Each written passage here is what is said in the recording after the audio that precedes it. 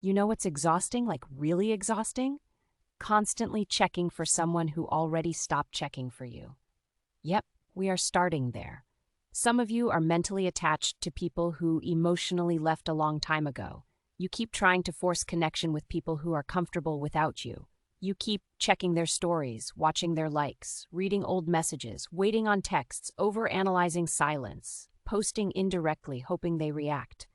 Meanwhile, they are sleeping peacefully, living life, laughing, and moving around carefree. You, though? You're emotionally pacing back and forth in your own mind, keeping yourself in emotional captivity. Today, we're breaking this cycle, because at some point you have to stop checking for people who already showed you they are okay without checking for you. 1. Some of you are addicted to hope. Truth be told, many of you are not holding on to love. You're holding on to possibility, potential, fantasy, memories, old versions of people. You're attached to could be, not what it actually is. If you judged this relationship strictly by actions, many of you would already know the answer. Listen carefully.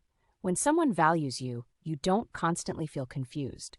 You don't have to decode mixed signals every week. You don't have to wonder if they care. You don't have to beg for consistency. People make effort towards what matters to them. Life gets busy sometimes, but busy people still make time for people they genuinely value. The issue is, many of you keep giving emotional priority to people who only give you occasional attention. Occasional attention is dangerous because it creates false hope.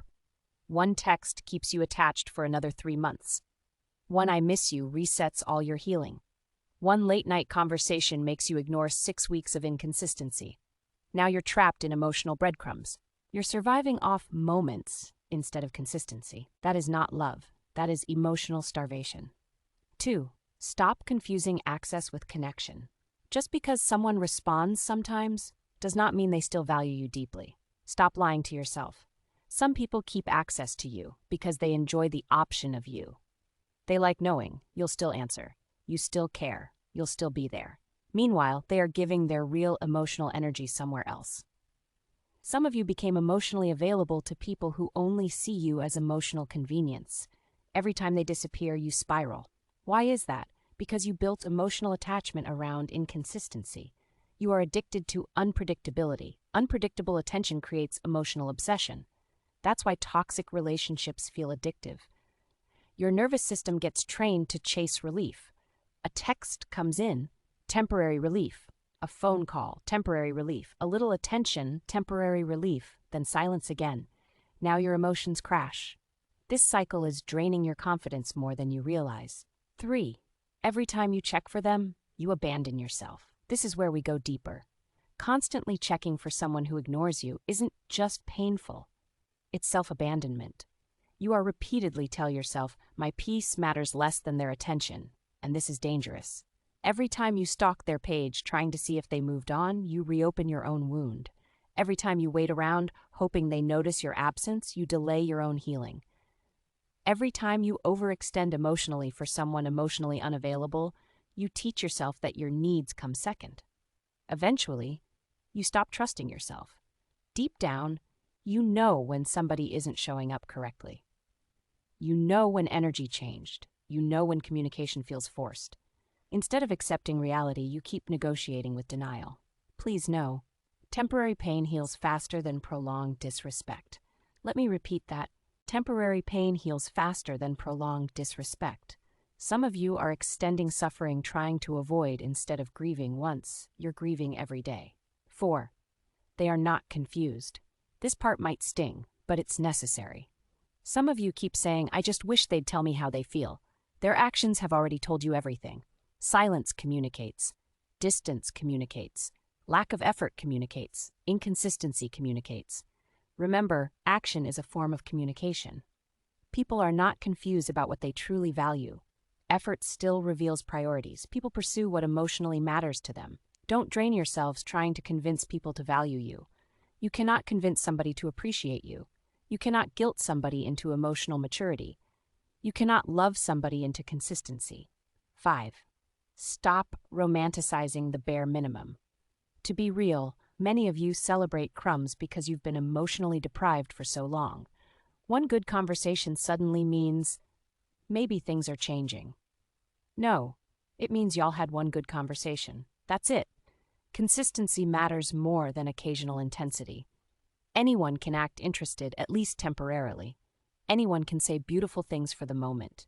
Anyone can miss you when they are lonely. Consistency will reveal the truth. Stop letting temporary emotions blind you from long-term patterns. Patterns matter.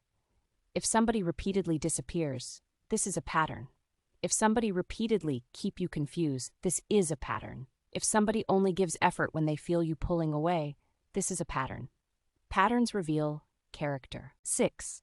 Your attention is your power. Where your attention goes, your energy follows. If your mind constantly revolves around, what are they doing? Who are they with? Why didn't they text? Did they watch my story? You are handing your emotional power away. People who constantly seek validation from others lose connection with themselves. This is why you feel emotionally exhausted. You are mentally living in somebody else's life instead of building your own. Imagine how powerful your life could become if you redirected all that emotional energy back into you, your healing, your growth, your goals, your confidence, your peace, your discipline. Imagine becoming so focused on your own elevation that you no longer have time to emotionally babysit inconsistent people. That's power. Take it back. It's rightfully yours. 7. The hardest truth. They really did move on. Many of you are delaying healing because you keep waiting for closure that's never coming. Many times, the closure is the silence. Sometimes the closure is they stopped trying, they stopped prioritizing you, they stopped showing up. It hurts, but being in denial will make the hurt last longer. You have to stop romanticizing people who repeatedly show you emotional indifference. The longer you hold on to someone that's emotionally unavailable, the longer you delay meeting people that are emotionally available. 8, heal your ego. You may not be chasing them anymore. It could be validation that you are seeking. You need proof that you mattered. You want proof that losing you affected them.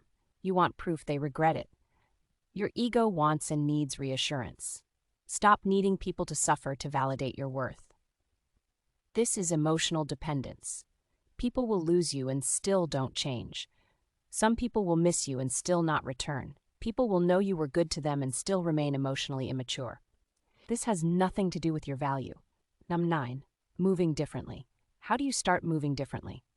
First, you stop checking. You stop checking because you deserve peace. You stop checking because your mental health matters. You stop checking because obsession is draining your confidence. You stop checking because emotionally chasing unavailable people destroys self-respect.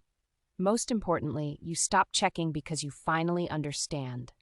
Anyone who genuinely values you won't make you constantly question where you stand. Some of you are one decision away from emotional freedom. One decision. The decision to stop reopening wounds, stop rereading pain, stop chasing clarity from confusion, stop seeking consistency from inconsistency. Finally, choose yourself completely, because life changes when you stop forcing connection. Life changes when you stop begging for reciprocity. If this message hit you, good. You needed it. Subscribe and follow me at TAM'S Mini Motivational Moment for my next videos on emotional obsession and emotional dependence. See you in the next one.